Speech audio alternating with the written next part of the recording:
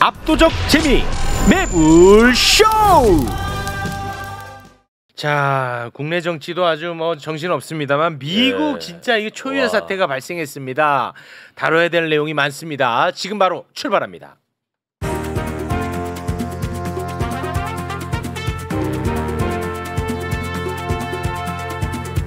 세계로 뻗을래요. 자, 김준영 의원님 어서 오십시오. 네, 안녕하십니까. 네, 반갑습니다. 네. 그리고 김종대 의원님도 함께합니다. 안녕하십니까. 예.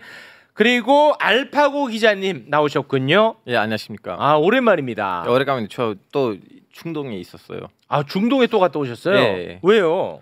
이제 자꾸 일이 생겨요. 갔다 와야 돼요. 현장의 그 분위기를 마셔야지 이제 더 화끈한 정보로 따올 수가 있죠. 네. 아니 그 여비가 많이 들 것 같은데. 아, 그거 다 그 방송 끼고 가는 거라 네. 괜찮습니다. 네. 그리고 전 이번 계기로 한마디를 하고 싶은데요. 네. 이거 매부쇼가 얼마나 귀중한 방송인지를 다시 좀 약간 우리 시청자분들 아셔야 되는데요. 왜? 3주 4주 전에는 이제 바이든하고 트럼프는 한판 이제 토론 때 붙었잖아요. 그렇습니다. 저는 하나의 세계 시민으로서 바이든으로 민주당이 출마를 하나 하면서 그냥 시민으로서 한 개인으로서 나름 좀 약간 다양한 소식통을 통해서 좀 뒤져봤는데 다양한 진영, 다양한 민족의 그 소식통들에서 동일된 내용이 이거였어요. 조만간 바이든은 병원에 실려 갈 거고 다음에 사퇴될 것이다. 에이. 제가 다음에 이것을 여기서 3주 전에다 말씀드렸어요. 아, 매불쇼에서 말씀하신 거예요? 3주 전에는 제가 바이든이 병원에 실려 갈 거고 사퇴할 거라고 얘기를 했어요. 맞아? 그 3주 전에 있는 방송 좀 키시면 됩니다. 지금 제가 지금 좀 약간 진짜입니까? 답답한 거 뭐냐면 제가 중동 전문 기자고 미국 전문 기자가 아닌데 네. 이 말을 내가 했었어야 돼요. 이 정보는 오직 매부쇼에만 나왔었어야 돼요. 웬만한큼 한국의 지성파에다가 나와야 되는 정보 아니에요? 오, 아니 그 진짜로 그렇게 말씀하셨다면 3주 전에 제가 말씀드렸잖아요. 대단하시네. 병원에 실려갈 거라고 했어요. 아니 그러니까 실려갈 거라 플러스 사퇴할 거 다 들어갔어요? 예. 와, 3주 대단하시네. 전에 있는 방송을 키시면 나올 거예요. 아, 이렇게 되면 김종대, 김준영 무용론 나옵니다. 이제 나오지 말까요? 그날 제가 안 나온 걸로 알고 있습니다. 그때 안 오셨어요? 맞아요. 그때 김희교 교수님 나오셨어요. 너가 했대. 와, 대단한데. 국제 정세를 읽는 눈이 있네 확실히. 외국에 많이 다니다 보니까. 대단하십니다. 감사합니다. 고맙습니다. 그럼 오늘도 네. 앞으로 향후 전망을 좀 잘 부탁드리겠습니다. 뭐 있는 정보 있으면 말씀하고 없는 거를 만들어낼 수가 없죠. 근데 희한하네. 김준영 의원님이 그 오바마가 압력 넣고 있다 여기까지는 내가 기억이 나는 것 같은데.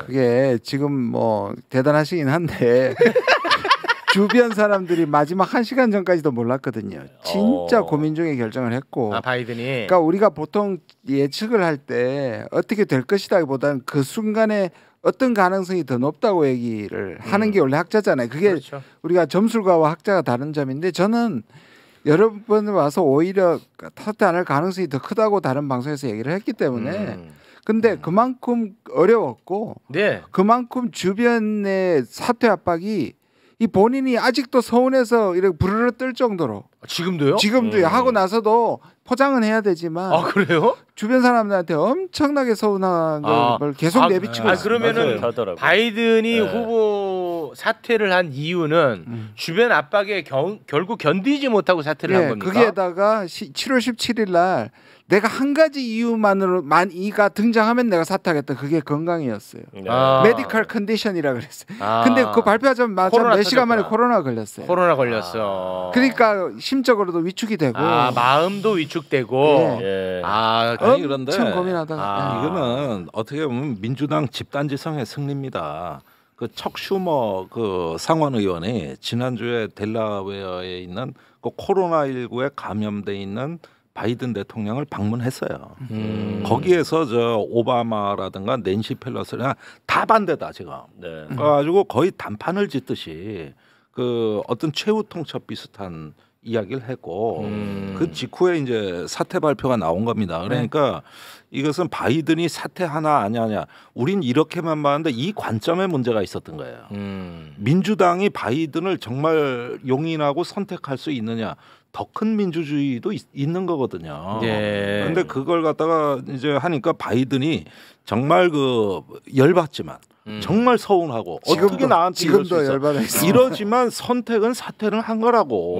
그건 대단한 그래서, 거죠. 예, 네, 그러니까 대단한 이거는 문제이죠. 하나의 어떤 공적인 원리로 움직이는 게 바이든 개인의 의지를 범람하고 압도해줘서 이렇게 만들어낸 거라는 시각도 좀 볼 필요가 있다는 거예요. 그럼 그 굉장히 그 선진적인 거네요. 아니, 물론 이제 그러니까 어떤 만약에 그게 네. 아니라면은 바이든 개인의 뭐 사당이 됐다는 얘기인데 민주당이 그래도 이게 100년 전통의 그 100년이 넘는 전통의 공당이 그래도 살아 있네. 예, 그런 면에서는 하나의 이렇게 가는 것이 전체의 어떤 공적인 과정 속에서 봐주려는 이런 어떤 시각을 가져야 이 문제가 보인다는 거예요. 그래서 마지막까지 진짜 고민을 했나 봐요. 이 사퇴 성명서 쓰고 그 발표하기 1분 전에 참모들한테 얘기를 했다면서요. 참모들도 서운했다는 거 아니에요. 그러니까 모르게. 1분 전에 했대. 그러니까 네. 마지막까지도 좀 고민을 하긴 했나 보군요. 네, 그런 것 같습니다. 근데 이제 결국은 해리스 부통령을 지지하면서 사퇴를 한 거잖아요. 그래서 이제 앞으로 어떻게 될 거냐. 요게 또 굉장히 중요한 관전 포인트 맞습니다. 아니겠습니까? 맞습니다. 네. 왜냐하면은 해리스 부통령을 지지 선언을 했다고 해서 이 사람이 후보가 되는 건 아니잖아요. 아니죠. 어떻게 되는 겁니까 이제 앞으로? 지금은 계속 지금 뭐 신문들이 한국 언론들이 마치 확정될 것처럼 얘기하는데 전혀 아니고요. 네. 지금 두 가지 방법이 있습니다. 원래 같으면 대의원을 확보한 것이지 그거를 공인하는 자리는 다음 달 19일에서 20일 시카고에서 있는 DNC라는 민주당 전당대회죠. 네. 우리처럼 전당대회 다 모입니다. 한 4,700명, 약 4,700명이 모이는데 네. 여기서 이제 그 각 선거 과정에서 각 주에서 했던 것들을 대의원들이 와서 바이든을 찍기로 했던 사람들이 찍어야 돼요. 신의회에서 찍는 건데 물론 이제 법률적으로 확인할 길은 없습니다만 대부분 그렇습니다. 근데 네. 이제는 자기가 찍으려고 약속했던 바이든이 없어졌잖아요. 그렇지. 그러니까 이거를 지금 그 지지자들이 없어지는 겁니다. 그러면 두 가지 방법이 있어요. 네. 똑같이 그 전에 바이든 대신에 누구를 지정해 가지고 확정한 다음에 전당대회로 가느냐. 다시 말해서 해리스를 또는 다른 사람을 추대 방식이라는 거예요? 아니요. 그걸 이제 그 방법은 지금 이제 펠로시 같은 사람들은 뭐냐 하면 그 온라인으로라도 해야 된다. 투표를 그 전에 유선 투표나 이런 걸 해가지고 전당대회 전에 추태를 확정을 한 다음에 온라인 투표를 통해서 확정을 한 다음에 우리가 전당대회를 치르자.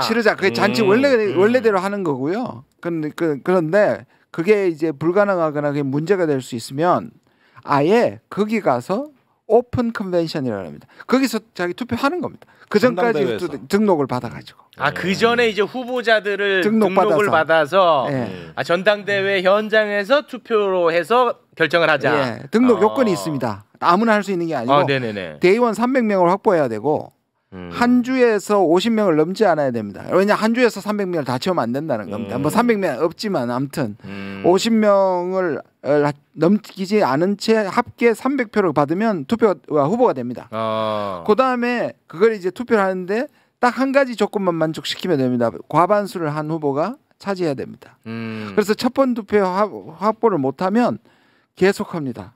계속 설득하면서 과반수를 넘겨서 결정하는 거. 이 두 가지인데 그건 아직까지 결정 안 됐습니다. 물론 언론은 전당대회까지 안 가고 대의원 대회에서 선출하는 게 현실적이라는 기사가 나오긴 해요. 그리고 해리슨이 확정이 안 된 건 사실입니다만은 거의 모든 언론이 유리하다고 합니다. 지금 이제 의사를 표시한 거는 거의 과반수를 넘는 바이든을 지지했던 사람들이 이미 해리스를 지지하는 의사를 표시했기 때문에 이미 과반수가 넘었다는 기사가 오늘부터 나오기 시작했어요. 1,900명이 과반수인데 지금 2,400명까지 확보한 것 같다는 기사가 나오고 있거든요. 그럼 뭐. 그러니까 이렇게 보면은 뭐 게임이 끝난 것 같은데 이건 일단 저기 분석이에요. 실제 확인된 건 아니라고. 그런데 이제 이런 기사가 나온다는 거는 이제 해리스에 대한 어떤 대세몰이가 시작된 거 아닌가 하는 생각이 드는 거죠. 근데 그 언론 보도를 보면은 해리스 부통령보다 그 미셸 오바마가 본선 경쟁력이 더 있다. 지금까지 나온 얘기죠. 그죠? 아마 그것 때문이라도 해리스는 대세론을 지금 퍼뜨리고 있을 겁니다. 그 본선 경쟁력이 더 있다라는 걸 그 전에 빨리 보여줘야 되는군요. 유일하게 그러니까 가상 대결에서 유일하게 트럼프를 꺾을 수 있다고 나온 사람은 미셸 오바마. 미셸 오바마, 오바마의 부인이죠. 그래서 지금 오바마가 그 인도스 다시 말해서 지지선을 안 하는 것이 그것과 관련이 있지 않느냐라고 얘기를 합니다. 지금. 오바마가 해리스를 향한 지지선을 아직까지 하고 있지 않다. 네. 그거는 미셸 오바마 출마를 염두에 둔 행보 아니겠느냐? 아니냐는 오해를 받고 있죠. 저는 오해를 받고 있어요. 오해를 받고 있어요. 아니 그런데 이게 구도가 재밌는 게 이 카멜라 해리슨이 검사 출신이거든요. 네. 그런데 트럼프는 사법 리스크가 많아요. 어. 뭐 성폭력 추문에다가 뭐 입막음 하려고 했다 뭐 별의별 게 많은데 지금 해리스가 어제 오늘 하는 얘기는 그게 바로 내 전문이라는 거야. 내가 저기 잡을 수 있다. 내가 수많은 가해자 피해자 수사를 해봤고 기소를 해봤고 근데 내가 전문적으로 한 죄목이 트럼프한테 다 있다. 설득력 있네. 이래가지고 저기 뭐 다른 사람 누가 나와도 대선 이거 경선 들어가고 이제 본선 들어가면 결국은 저 사법 리스크 다룰 수 있는 사람은 나밖에 없다. 그 혹시 그 만들어놔. 미국에 아는 분 계시면 검사가 정권 잡으면 골치 아프다고 좀 전달을 좀 해주시면 좋겠네요. 글쎄 이게 자꾸 우리가 오버랩되네. 그러니까 우리가 이제 그래서 검사가 대통령이 된 거 아니에요. 근데 그거보다는 인간적인 면에서는 우리나라보다 훨씬 나은 검사라고 나는 생각해요. 매우 근데 검사들이 자꾸 바이든을 날리네요. 네. 그러니까 회심의 애드립이네요. 저는 그냥 해리슨을 말했어요. 뭐 또 누구를 생각하시나요? 아니에요. 그러니까 결국 날리면 해서 날아갔어요. 근데 해리스가 인기가 많아요? 해리스는 그러니까 지금 이제 두 가지 평가가 나오잖아요. 존재감 없다. 근데 이거는 부당한 평가예요. 왜냐하면 미국의 부통령은 존재감 있으면 안 됩니다. 원래 그렇죠. 원래 그렇습니다. 아예 대통령만 나오고는 났으면 큰일 나고요. 오직 존재감을 빌릴 때는 유고시거든요. 네. 그런데 이분은 세평은 별로 좋지 않습니다. 세평이 안 좋아요? 예, 세평은 그렇게 좋지 않고요. 그다음에 뭐냐? 그러니까 왜 뭘로 안 좋은 거예요, 세평이? 그러니까 지나치게 두 가지가 상반됩니다. 뭐 수사를 토론에 나오면 엄청나게 날카롭고 굉장히 진보적. 민주당 내에서도 거의 좌파에 분류될 정도입니다. 그런데 또 쓸데없이 막 심각한 얘기를 하는데도 막 laughing Harris라고 얘기해가지고 그냥 웃어요? 실없이 웃는 게 또 그게 왜? 가벼워 그러니까 보인다. 실없이 웃어서 모두 너무 가볍다. 가볍다. 이 상반된 모습을 보여가지고 못 믿겠다고 얘기하는 사람들도 있습니다. 안티가 꽤 많다고 하더라고요. 예, 꽤 많습니다. 어디 가도 검사 출신은 똑같은 거예요. 미국을 말씀하신 거예요. 그러면은 일단은 지금 어떻게 될지 모르겠지만 흘러가는 분위기는 해리스 쪽으로 간다. 예, 그거는 뭐 아까 말씀드린 것처럼 점수를 가다 하고는 다르지만 지금의 가능성에서는 흐름상은 거의 확정적이라고 볼 수 있어요. 그리고 또 이것도 있는데 왠지 이제 이스라엘 로비가 그냥 트럼프를만 지지한다는 걸로 나와 있는데 해리스 남편 유태인이에요. 해리스의 남편이 유태인. 예. 해리스는 아시아계예요? 아시아계인데 이제 흑인이고 어머니가 인도에서 연구원이에요. 근데 인도계. 인도에서는 또 우리 인도 아니라 그래요. 왜냐하면 타밀족이거든요. 거기에서 소수민족으로 인도 전체의 또 주류가 아니라서 인도 우리하고 연결짓지 말라고. 그래요? 예. 대통령 되면 또 맞다 우쪽이다 그러겠지. 우리는 뭐라 그러냐면 부인 남편까지 왔다고 또 연결시키잖아요. 우리나라 우리 정부는 그것도 진짜 해리스가 온 것도 아니고 대통령 취임식에 부통령의 남편이 오는 거 가지고 자랑하는 정부 참. 네. 근데 지금 어찌됐든 현재 나온 여론조사를 보면 해리스가 트럼프의 박빙 열세네요. 네. 45대 47. 이것도 약간의 컨벤션 효과가 있다고 생각해요. 그 컨벤션이 아니라 극적으로 등장했잖아요. 극적인 양보에 의해서 사실 약간 조금 이거는 좀 거품이 약간 있다고 저는. 그러니까 이거는 해리스가 갖고 있는 지지율보다 좀 높게 나온 거 아니겠느냐라는 거예요. 일종의 거품이 있다고 저는 생각합니다. 그러면 조금 지켜봐야 됩니다. 트럼프로 가네. 대통령은. 네, 선배님 이것도 이제 카드 하나가 빼앗겼어요. 지금 트럼프가 자꾸 민주당을 좀 치탄하는 거 뭐냐면 야 이렇게 노인 놈들을 데리고 와서 한다고? 그럼 지금 본인이 노인이에요. 네, 이제 본인이 노인이 됐어. 해리슨 앞에서. 그러면 그래서 가디언즈가 테이블이 뒤집혔다는 표현을 쓰는 거예요. 이게 바로 그거예요.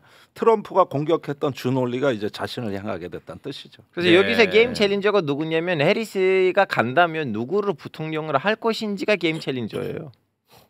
그건 뭐 관심 있나? 그게 중요한 거야? 아니 그 중요합니다. 이거 중요한 문제. 왜냐하면 안 그러시면 좀 무시하려고. 아니 제가 무시했어요. 지금 부통령 문제가 불거졌어요. 그거 아마 알파고가 지금 이 말이 맞는데요. 왜냐하면 J.D. 벤스를 보면 이 사람이 이제 트럼프의 부통령 후보잖아요. 미국은 지난 8년간이고 이번에도 소위 말하는 동북부에 있는 러스트 벨트가 결정할 겁니다. 이 스윙 스테이트라고 얘기하는데 스윙 스테이트 중에서도 동북부 힐러리 때는 민주당이 졌고요. 바이든이 될 때는 민주당이 이겼고 이번에도 거기서 사실은 트럼프가 지금까지 꾸준히 이 스윙 스테이트 동북부에서 이기고 있거든요. 근데 이 J.D. 벤스가 뭐냐면 오하이오 출신입니다. 그 스윙 스테이트 중에 하나예요. 그렇다면 지금 해리스는 그 출신 자기가 캘리포니아잖아요. 그 스윙 스테이트에 유력한 사람을 뽑아야 되는 게 거의 절체절명입니다. 알겠습니다. 네, 그러면은 뭐 요거는 뭐 요 정도로 정리하면 될까요? 네, 뭐더 짚을 게 있나요? 계속 나오겠다. 이 정도로만 하세요. 예. 네. 그러면 어찌 됐든 조만간에 그 오바마도 그 지지 선언을 하겠군요.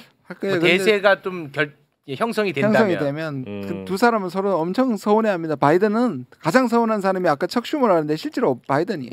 그렇죠. 오바마. 왜냐하면 그러니까 바이든이 제일 서운한 사람이 오바마라고. 오바마예요. 그 왜 그렇죠? 왜냐하면 8년간 거의 집사처럼 정치 초년생을 위해서 부통령으로 자기는 봉사를 했는데 그 다음에 대통령 나오고 싶었는데 안 된다고 눌러버리고 힐러리를 지원했단 말이에요. 오바마가. 예. 아, 오바마 왜 그래? 근데 지금도 그러니까 만약 두 번째 여기 그러고.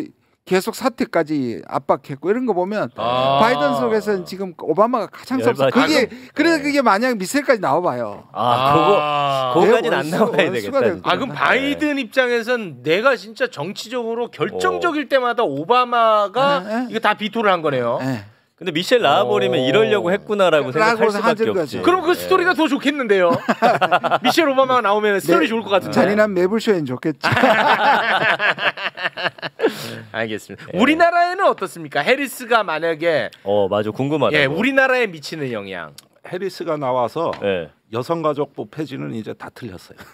제일 눈여겨보는 거야 해리스가. 해리스가 그거 제일 저번에 그 와가지고 윤석열 대통령하고 그 만났을 때도 온통 여성 인권 주장하고 갔어요. 해리스가. 예. 그래서 우리나라 와서 한번 정상회담을 했죠 윤 대통령하고. 근데 소수자 인권, 기후 위기, 여성. 야, 이거는 아예 다 달고 다니는 거죠. 기후와 여성 다 걸려버리네. 그렇죠. 별 기사가 다 나오네. 해리스 남편하고 홍석천 씨랑 인연이 깊답니다. 이건 뭐 뭐 이런 기사가 나와. 뭐 별의별 거 다 나오네. 진짜 재밌네. 네, 알겠습니다. 자, 우리 알파고님. 오늘 어떤 내용 준비해 오셨는지요? 갑자기 님까지 붙이실 필요가 없잖아요. 갑자기 이렇게. 아닙니다. 지금 알파고님한테 자라나는 댓글이 지금 많이 달리고 있습니다. 네. 갑자기 알파고님. 어떤 내용 준비해 오셨는지요? 지금 이스라엘하고 예멘이 전쟁이 붙었잖아요. 이스라엘과 예멘이 또 싸워?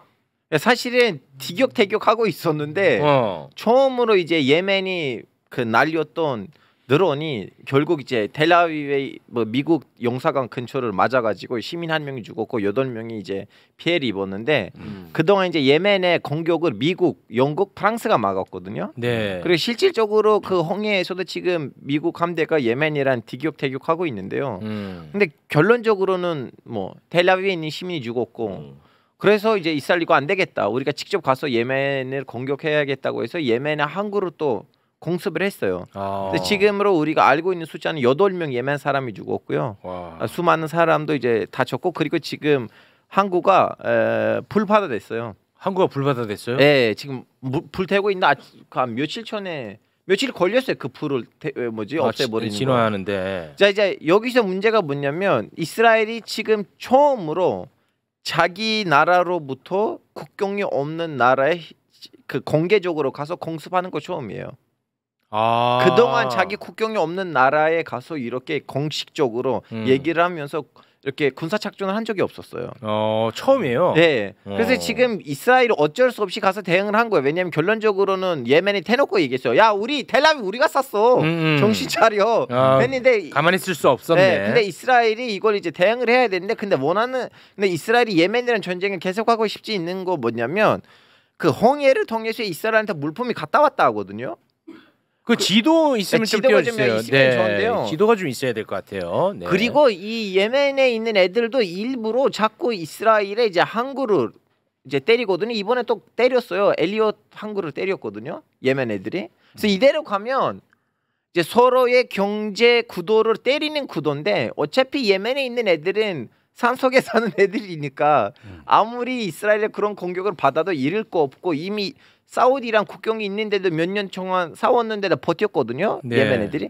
근데 이스라엘이 이걸 오랫동안 버틸 수 있을까 물음표예요. 아 이스라엘이 왜냐면 자꾸 경제 구도를 흔들리게 하는 작전들 하고 있어요. 그리고 이 와중에도 신기한 거 뭐냐면 그동안 자꾸 군사 정보를 공유했던 이집트는 이번에 일부러 그러는 건지 아니면 진짜로 모르는 건지 모르겠는데 예멘에서 날려왔던 그 드론의 정보가 이스라엘한테 안 갔어요. 그 드론이 이집트를 통해서 갔거든요. 그래서 지금은 좀 약간 분위기가 너무 악화되고 있고, 네. 우리는 항상 그 얘기를 했어요. 확정되면 안 되는데 확정되는 중이에요 지금은. 아 그럼 이스라엘 계속해서 고립되고 있다라는 말씀이군요. 네, 이제 네. 계속해서 이제 미국하고 영국한테 더만 의존할 수밖에 없는 상황이 되고. 네. 아 그러면 미국의 입김이 좀 세지겠네요. 예. 아니 그런데 저번에 이란에서 그 드론하고 미사일이 날라왔지 않습니까?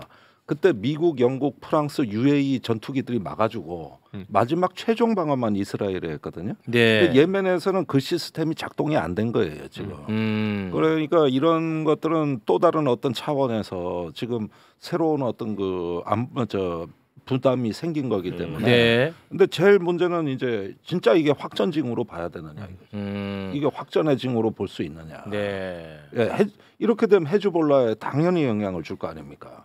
그러면 이스라엘이 포위되는 거죠. 그 이스라엘은 입장이 아주 안 좋아지네 점점. 근데 이제 문제가 뭐냐면 이 대응을 했을 때는 좀 우리 국도를 침해하면 우리가 이렇게 대응한다라는 식으로 좀 약간 엘리건트한 발표들을 해야 되는데 국방부 장관이 이런 발표를 했어요.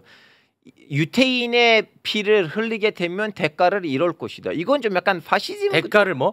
대가를 이렇게 치르게 될 것이다. 대가를 치를 것이다. 근데 이렇게 좀 약간 빗줄, 정려, 인정 얘기를 하면 이거는 뭐 예를 들면 내일 모레 한국에 누군가가 와서 우리한테 미사일을 날리고 우리도 가서 그 사람들의 항구를 때릴 땐 우리는 그 당군 할아버지께서 손주들의 피를 흘리게 되면 이렇게 될 것이다라고 할 거야? 아니면 야 니네들 우리의 국경을 침해했기 때문에 우리 니네들이 국경을 침해했다는 식으로 좀 약간 말을 조금 더 긴장 분위기를 낮출 수 있게끔 해야 되느냐. 지금 이스라엘 측도 지금 완전히 좀 약간 옛날에 있었던 근본주의죠. 그 이성이 근본주의 이스라엘 근본주의가 잘 작동하는 거죠. 아니 그런데 그게 국방장관이 요한 갈란트. 이 사람이 저 연립정부를 들었다 놨다 하는 극우 장관 둘 중에 한 명입니다.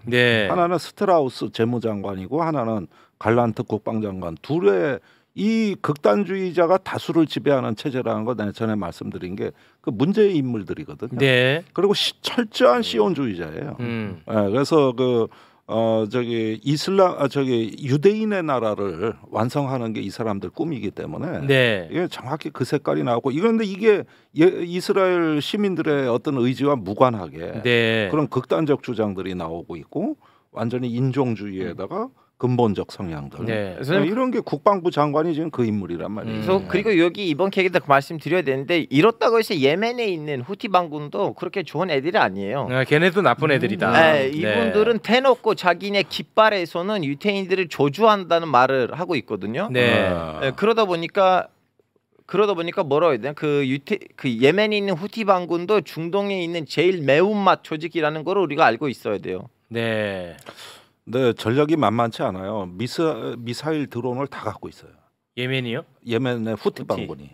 걔네도 싸움 잘해요. 그래서 저기 4년 전이죠. 그 사우디아라비아 정유 시설을 공격했던 주체입니다. 그때도 충격이 컸죠. 사우디의 핵심 정유 시설을 폭격해 버렸으니까. 그건 하나의 시작이었지만은 굉장히 무시할 수 없는 조직이다. 이런 거 좀 유념해서 보시죠. 알겠습니다. 자, 그럼 오늘은 여기에서 마무리 짓겠습니다. 뭐 더 이상 하실 말씀 없죠? 조금 요거를 간단하게라도 문제 제기를 해도 되겠습니까? 어떤 부분이요? 이 수미테리. 맞아. 약간이라도 제가 문제 제기 짧게 할게요. 네네. 수미테리 저희가 아까 잠깐 얘기 나눴으니까 그냥 하실 말씀 하시면 될 것 같아요. 그래요? 이게 지금 나와 있는 처음에는 이 문재인 정부 때 협조했다가 오히려 문재인 정부의 어설픈 아마추어 국정 그거는 이제 쑥 들어가 버렸어요. 왜냐하면 이제 통계적으로 지금 박근혜 정부부터 시작했고 박근혜 정부가 9회 정도 했고 문재인 정부는 11회 했고 근데 지금 윤 정부에 와서 23회를 1년간 20회 이상을 했습니다. 네. 이걸로 이제 쑥 들어갔고요. 두 번째는 이제 도청 문제가 소환이 됐잖아요. 미국이 동맹국한테 이 정도 했는데 가지고 사실은 이 정도면 한국에는 이 정보원 자체가 아니라 국가안보실이 도청당했던 문제를 지금 제기하는 게 두 번째인데 그보다 저는 세 번째 문제를 지금 국회에서 계속 제기하는 게 뭐냐면 핵무장 담론이에요. 이게 무슨 말이에요? 잘 생각해 보면 저는 이 수미테리를 수십 번 만난 사람입니다. 계속 싸워왔던 사람이 뭐냐? 매파에다가 반진보에다 반북에다 반중 인사예요. 그러니까 생각하면 이들의 논리대로 하면 그러니까 수미테리는 굉장히 북한에 대해서 강경한 문재인 정부에 사람이라군요. 반대에 있는 사람이에요. 쉽게 얘기하면 윤 정부에 친하고 윤 정부에 도움이 되는 사람이에요. 그럼 이 사람을 미국에서 길들이기를 하면 언제 터뜨려야 됐을까요? 상식적으로 문재인 정부 때 터뜨려야 되잖아요. 네. 근데 지금 왜 터뜨릴까? 윤 정부는 이 정부에다가 미국 정부에다가 한미일 잘하고 있죠. 네. 나토 가서 다 하고 있죠. 얼마나 말을 잘 들어. 너무 이상하지 않아요? 그게 제 의문이었어요. 제 의문에 풀리는 게 뭐냐면 핵무장이에요. 핵무장. 그게 무슨 말이에요? 제가 한 달 전에 외신 기자한테 제보를 하나 받았는데요. 거기서 지금 한국과 미국의 유력 인사들이 조선일보 들어가 있고요. 그게 조선일보 작년에 1월에 대통령하고 인터뷰하면서 핵무장론을 대통령이 직접 얘기합니다. 그걸 그 다음 날 바이든이 노 해버렸습니다. 그때부터 시작된 것이 그룹이 있다. 근데 자기가 파고들 수 없다. 도움을 줄 수 없겠냐고 제가 외신 기자한테 제보를 받았어요. 그러니까 뭐냐면 최근에 제주 포럼이 있었잖아요. 5월에 수미테리가 와가지고 트럼프가 되면 핵무장 할 수 있다고 얘기했고요. 윤 정부 들었을 때부터 핵 문제를 계속 얘기합니다. 그런데 미국은 계속 부인합니다. 화냈죠. 화를 내고 부인하는데 그래서 이걸 터뜨렸지 않을까 생각하고요. 그거를 뒷받침하는 게 바로 7월 5일에 누가 사임했느냐면 정박입니다. 이 정박도 매파고 CIA 출신이고 그다음 미국의 DNI라고요. 그 산하에 있는 NIS라는 정보위원회 출신입니다. 이 수미테리의 공소장에 이 정박이라는 이름만 안 나오고 이 인사를 언급합니다. 수미테리가 이 인사하고 친하다. 이런 걸 자랑하고 접근을 했던 것으로 보입니다. 아니 제가 이게 지금 전혀 정리가 안 돼요. 정리가 안 되죠? 네, 전혀 무슨 말인지를 못 알아들었어요. 아니 그러니까 이게 핵무장하고 관련이 있다. 그거랑 어떻게 연결되는지 제가 이해가 안 가는데. 한미일은 말을 잘 듣는데 한미일은 우리 정부가 말 잘 들어. 근데 핵무장에 대해서는 너네가 미국 입장에서는 핵무장 얘기를 꺼내면 우리가 좋아하지 않는데 윤석열 정부가 계속 핵무장 얘기를 꺼내니까 그거를 길들이기 위해서 이걸 터뜨렸다. 꺼내는 방향에서 미국에 있는 전직 현직을 접촉하고 그들이 핵무장론을 옆에서 응원하게 만들었다니까요. 아 수미테리와 함께. 예. 그러니까 이게 되셨네요. 이제 이해됐네. 네, 그 콜비라고 트럼프 밑에 저 외교안보 참모가 한국 핵무장 해야 된다고 얘기하고 있으니까 그걸 견제하기 위해서라도 지금 나와야 된다 이거죠. 그거를 그렇게 지금 추론하신다는 거죠? 그렇죠. 근데 그거를 제가 이 6장에 대한 문건에서 한국과 미국 사이에 담론 싸움을 계속 제가 지금 제공하고 있거든요. 근데 이거는 조금 더 추적해야 되고 그 그룹의 존재가 있을 것이다라는 게 제 추정입니다. 그 전까지는 사실은 다 한국과 미국 사이에 이견이 있는 갈등이 있는 것은 사실입니다. 그 윤석열 대통령 의지는 어디에 가 있어요? 그러니까 윤석열 대통령 자꾸 우리가 핵을 가지고 싶어하는데 미국이 계속 거절하니까 거의 그 수준이다. 김태호는 무슨 얘기를 하냐면 상시 배치 수준이다. 공유 수준이다. 그런데 최근에 이제 포장을 하려고 하는 거고. 근데 윤석열 대통령 최근에 그 핵무장 관련해 갖고 유엔 제재 때문에 그거는 좋지 않다 이런 발언을 했던 것 같은데. 조선일보는 계속 미국만 믿을 수 없다고 조선일보는 계속 칼럼을 쓰고 있습니다. 그리고 그 안에 존재한다. 누군가가 핵무장을 계속 밀고 있고 최고의 기회다 트럼프가 되면 그러니까 트럼프가 되면 그러니까 지금 바이든 정부가 기분 나쁘죠.